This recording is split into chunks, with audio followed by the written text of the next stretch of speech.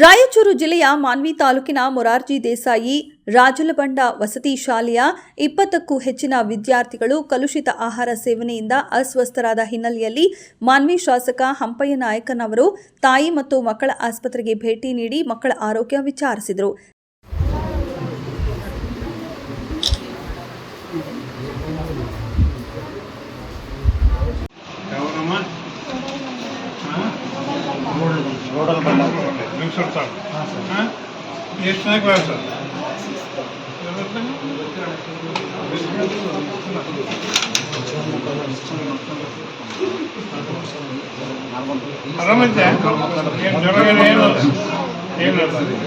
ನೀವು ಒಮ್ಮಟ್ ಆಗೋದು ಈ ವಾಸನೆ ಬರೋದು ಏನು ತೊಂದರೆ ಇಲ್ಲ.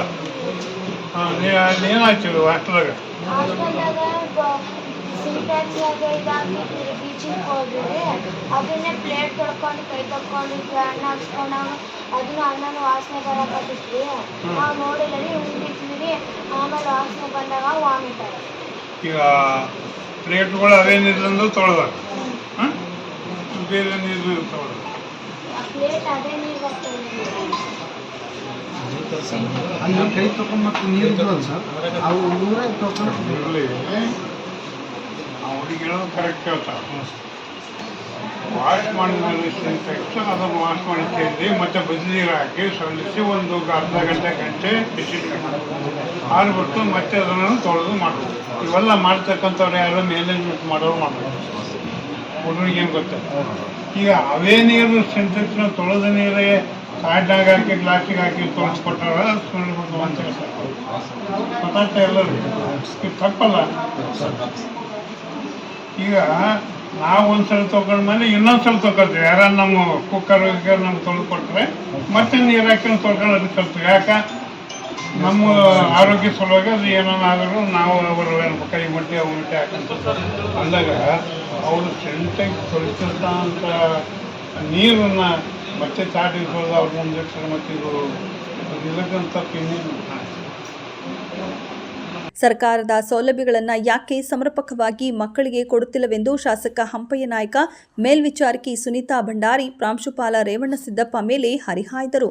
ಜೊತೆಗೆ ನಿಮ್ಮ ನಿರ್ಲಕ್ಷ್ಯವೇ ಈ ಒಂದು ಅನಾಹುತಕ್ಕೆ ಕಾರಣವೆಂದು ಕೆಂಡಾಮಂಡಲವಾದರು. ಇನ್ನು ಅಧಿಕಾರಿಗಳ ಅಜಾಗರೂಕತೆಯಿಂದ ಮಕ್ಕಳು ಅಸ್ವಸ್ಥತೆಯಿಂದ ಬಳಲುವ ಪರಿಸ್ಥಿತಿ ಬಂದಿದೆ. ವರದಿ ಬಂದ ಮೇಲೆ ವರದಿಯ ಪ್ರಕಾರವಾಗಿ ತಪ್ಪಿತಸ್ಥರ ಮೇಲೆ ಕಾನೂನು ಕ್ರಮ ಜರುಗಿಸಲಾಗುವುದು ಎಂದು ಮಾಧ್ಯಮದವರಿಗೆ ತಿಳಿಸಿದರು.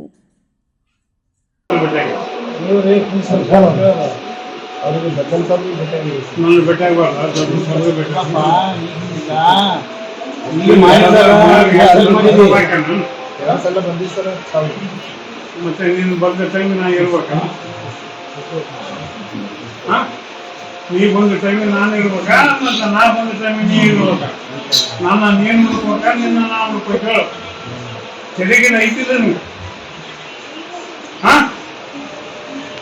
ಈಗ ಹುಡುಗ ಈ ರೀತಿ ಯಾವನ್ನ ತೊಳೆದ ನೀರಿನಾಗ ತಾಟುಗಳು ತೆಗೆದು ನೀರು ಕೊಡ್ತಾರೆ.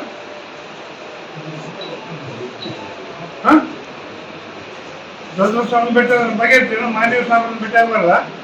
ದೊಡ್ಡ ಸ್ವಾಮಿ ಬಾ ಮತ್ತೆ ಈಗ ಇಲ್ಲಿ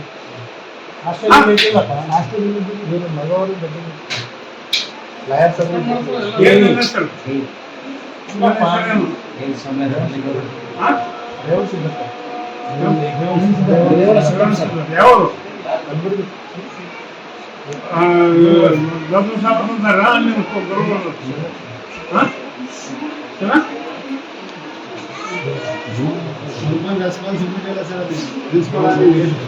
ಅಂದ್ರೆ ಹೆಚ್ಚು ಪ್ರಕರಣಗಳು ಆಗ್ತಾ ಇದೆ ಸರ್. ಅಂದ್ರೆ ವಿದ್ಯಾರ್ಥಿಗಳು ಅಸ್ವಸ್ಥರಾಗ್ತಾರೆ. ಅಂದ್ರೆ ಇದೇನು ಒಂದು ರೀತಿಯಲ್ಲಿ ಅಧಿಕಾರಿಗಳ ನಿರ್ಲಕ್ಷ್ಯ ಸರ್. ಇದೇನು ಮತ್ತೆ ಒಂದು ಯಾವ ರೀತಿ ಸರ್? ಇದು ಅಧಿಕಾರಿಗಳ ನಿರ್ಲಕ್ಷ್ಯ. ಅವರ ಒಂದು ನಿರ್ಲಕ್ಷ್ಯದಲ್ಲಿ ಇವತ್ತಿನ ಘಟನೆಗಳು ನಡೆಯುತ್ತೆ. ಹಿಂದೊಮ್ಮೆ ಆಗಿತ್ತು ಕಡಿದೊಡ್ಡವರಿಗೆ ಹಾಸ್ಪಿಟಲ್ಗೆ. ಈಗ ಮತ್ತೆ ಮಾಡಿ ಕಳಿಸಿದೆ ಮೊರಾರ್ಜಿ ಸ್ಕೂಲ್. ಇವೆಲ್ಲ ದುರಾಂಶ ನಡಿಬೇಕಂದ್ರೆ ಮ್ಯಾನೇಜ್ಮೆಂಟ್ ಮಾಡ್ತಕ್ಕಂಥವ್ರು ಇಚ್ಛಾಶಕ್ತಿ ಕೊರತೆ ಆದ್ದರಿಂದ ಇಂಥವೆಲ್ಲ ಮಾಡಿ ಕಳಿಸ್ತಾ ಹೋಗ್ತಾರೆ. ಸರ್, ಸರ್ಕಾರ ಕೂಡ ಒಂದು ರೀತಿಯಲ್ಲಿ SC ST ಮತ್ತು ಮೊರಾರ್ಜಿ ಮೈನಾರಿಟಿ ಮತ್ತು DCM ಅಷ್ಟೇ ಮೊರಾರ್ಜಿ ದೇಸಾಯಿ ಕಿತ್ತೂರಾಣಿ ಚೆನ್ನಮ್ಮ ಒಂದು ಒಳ್ಳೆ ರೀತಿಯಲ್ಲಿ ಸೌಲಭ್ಯ ಕೊಡುತ್ತೆ.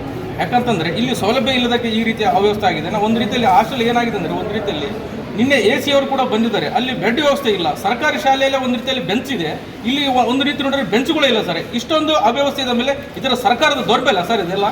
ಸರ್ಕಾರದ ದೌರ್ಬಲ್ಯ ಅಲ್ಲ, ಇಚ್ಛಾಶಕ್ತಿ ಇವರು ಎಂಪ್ಲಾಯೀಸ್ ಇಲ್ಲ ಆಯ್ಕೆ. ಸರ್ಕಾರ ಬೇಕಾದಂಥ ದುಡ್ಡು ಕೊಡ್ತದೆ, ಎಲ್ಲ ಮಾಡ್ತದೆ, ಕೊಡ್ತದೆ.